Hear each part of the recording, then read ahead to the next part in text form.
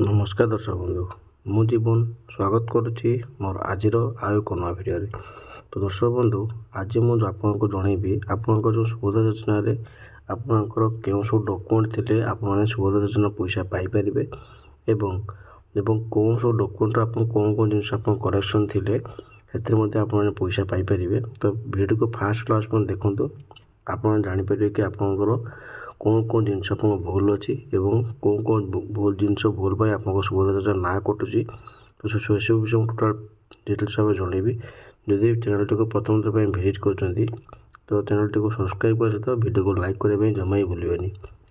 तो दर्शक बंधु सरकार निर्देश क्रमे आपर 21 वर्ष जो मान हो तो से मैंने सुभोदय योजना एप्लाय करने चाहते जार अवधि रही गोटे मस। ठीक अच्छे आपंकर गोटे मस आप सुभोदय गोटे मस अवधि रही तो से ही केवल कौ मैंने एप्लाय करेंगे ना जो मानकर 21 वर्ष हो। ठीक अच्छे 21 वर्ष जो हो से नुआ कर आउ थे एप्लाय करेंगे और नुआ कर एप्लाय करेंगे तार सुभोदय योजना नुआ गाइडलाइन अच्छी कि आपको से पूर्व वीडियो कही आप चैनल देखिपारे। और बर्तमान जो आप डॉक्यूमेंट कथा मुझे कहली प्रथम देखो आप डॉक्यूमेंट कौन आवश्यक ना प्रथम आपर बैंक आधार कार्ड। ठीक अच्छे आधार कार्ड एवं 2 रे हूँ आपणकर EKYC एवं 3 रे हूँ आपणकर DBT लिंक। तो 3टा जिनस मुझे जनाऊँगी प्रथम आप देखापी जा एक हूँ आपणकर आधार कार्ड। ठीक अच्छे तो आधार कार्ड आप कौन कौन नियम आसो ना आपणकर प्रथम देखो नेम माने आपणकर नाम आपंकर आसो प्रथम नाम मान देखो जदि आपंकर कौन से नाम आपंकर भूल भाल अच्छी एवं हेटा को आपने करेक्शन कर सारी जहाँ को आपने यहाँ EKYC करना। ठीक अच्छे मैंने आपंकर जहाँ भी किसी पूर्व आप आधार कार्ड बड़े नाम था प्रथम आधार कार्ड सेकेंड तो आप नाम करेक्शन कर सुभोदय पैसा एप्लाय कर तो से आपको नुआ आधार कार्ड सहित आपको देवाई पड़ो। ठीक अच्छे तो द्वितीय आप कौन आसो ना से आधार कार्ड आपंकर आसो कौन ना डेट ऑफ बर्थ।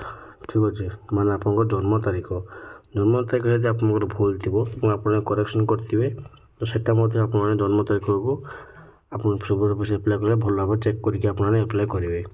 तो 3 रे कौन आसो ना आपंकर मोबाइल नंबर। ठीक अच्छे मोबाइल नंबर आपंकर आसो मोबाइल नंबर आप कौन दरकार ना जेकोसी देखो आप जिनस फॉर्म वगैरह जहाँ भी किसी आपने एप्लाय कर मोबाइल नंबर निहाती दरकार से आपको OTP आसो सुभोदय योजना आपने एप्लाय कर गोटे OTP वेरिफिकेशन करने आसो। ठीक अच्छे तो जब भी आप सुभोदय योजना मोबाइल नंबर ऐड करना आधार कार्ड संगर से आपको आधार कार्ड मोबाइल नंबर ऐड करने निहाती दरकार। तब यहाँ हूँ आप आधार कार्ड मुख्य जिन 2 रे आप कौन ना EKYC कौन दरकार देखो आप बैंक रे आप EKYC करना तो यथाशीघ्र जाकि बैंक रे EKYC कर दिंतु। EKYC कौन ना जो आधार कार्ड कथा मुझे कहली कि आप आधार कार्ड नुआ कोई करेक्शन कर आधार कार्ड नुआ भाव बनई तो से आप कौन करेंगे ना बैंक रे आम जो EKYC फॉर्म अच्छी तो EKYC फॉर्म सहित फिलअप करके आप निज निजर आधार कार्ड एवं पान कार्ड एवं आपणकर फोटो। ठीक अच्छे ये सब जिन आप डॉक्यूमेंट देदेला आपणकर संपूर्ण रूपे आपणकर EKYC कंप्लीट हो। ठीक अच्छे और 3 रे हूँ कौन ना DBT। ठीक अच्छे DBT मान हो देखो डायरेक्ट बैंक ट्रांसफर ये जो DBT माध्यम आप पैसा पठेबे सरकार जेकोसी योजना आपको सरकार जो पैसा पठाती यहाँ आपंकर DBT माध्यम ही पठाती। ठीक अच्छे DBT हूँ माने आप डायरेक्ट बैंक ट्रांसफर हो जो बैंक रे आपंकर EKYC थी। ठीक अच्छे भल भाव वीडियो देखो जो बैंक रे आपंकर EKYC थी तो से बैंक ही आप DBT लिंक थी। ठीक अच्छे प्रथम मुझे आगू कही सारी आपको आगू मुझे कहीदेवी कि आपंकर EKYC जानापी केमती आप जानीपारे। ठीक अच्छे तो सही बैंक को ही केवल आप पैसा आसो और जो बैंक आपको DBT क्लियर थी।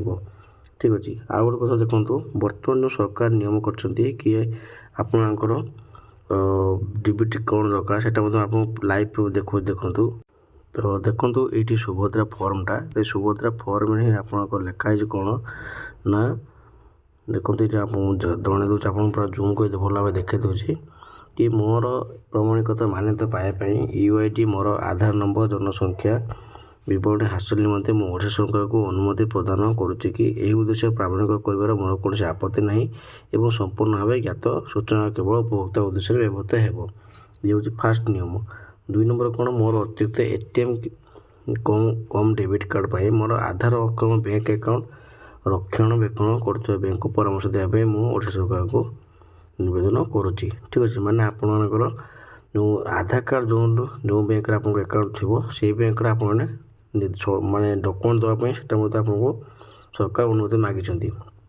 ଆଉ ଗୋଟେ କ'ଣ ଦେଖୁଛନ୍ତି, ଦେଖନ୍ତୁ 3 ନମ୍ବରରେ ନା ଓଡ଼ିଶା ସରକାରଙ୍କ ଠାରୁ DBT ପ୍ରାପ୍ତ କରିବା ପାଇଁ ମୁଁ ମୋର ଆଧାର ସକ୍ଷମ ବ୍ୟାଙ୍କ ଆକାଉଣ୍ଟ NPCI ମେପର ସହିତ ସଂଯୋଗ କରିବାକୁ ମୋର ସମ୍ମତି ଦେଉଛି। ଠିକ୍ ଅଛି, ମାନେ ଆପଣଙ୍କର ମୁଁ DBT କଥା ଯେଉଁ କହୁଥିଲି, DBT ପ୍ରାପ୍ତ କରିବା ପାଇଁ ଆଧାର ସକ୍ଷମ ବ୍ୟାଙ୍କ ଆକାଉଣ୍ଟ ଆପଣଙ୍କ ଯେଉଁ ଆଧାର କାର୍ଡ଼ ସାଙ୍ଗରେ ବ୍ୟାଙ୍କ ଆକାଉଣ୍ଟଟା ଏଡ଼୍ ହେଇଥିବ NPCI ମେପର ସହିତ ଆପଣ ସଂଯୋଗ କରିବା ପାଇଁ ଅନୁମତି ଦେଉଛନ୍ତି।